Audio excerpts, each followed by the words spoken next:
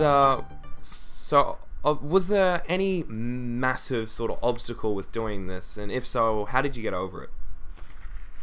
Yes, it's interesting that you ask that. One of the major obstacles I had was dealing with the language that was coming out of the whole system, out of YouTube, out of trolls, and so on. I had people that gave me videos to do with very, very obscene language, and I was disturbed. Initially, it was so vile that I had to call my wife one morning and I said, you know what, I don't think I can do this.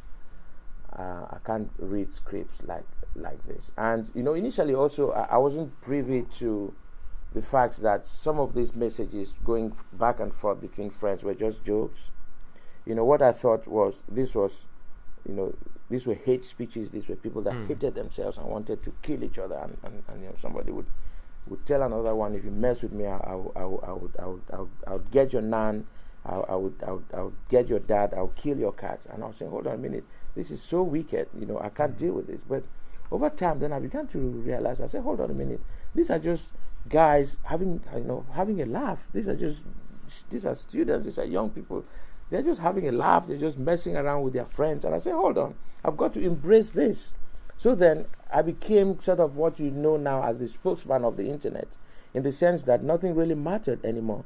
You want me, big man Tyrone, to say, jump in the ocean and die. I say jump in the ocean and die. You want to say drink bleach? I say drink bleach, because I know it's not, it doesn't have any dire consequences. You see, but that was the major obstacle. That was the major loop. I had to,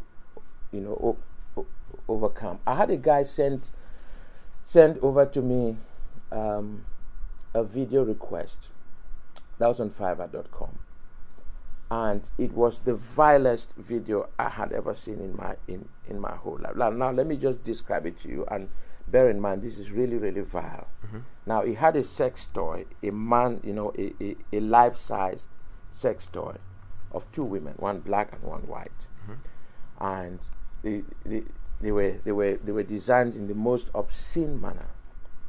And he asked me to put my face to stand by these toys and advertise that if people want to have a lady, they can just buy these toys and just have them.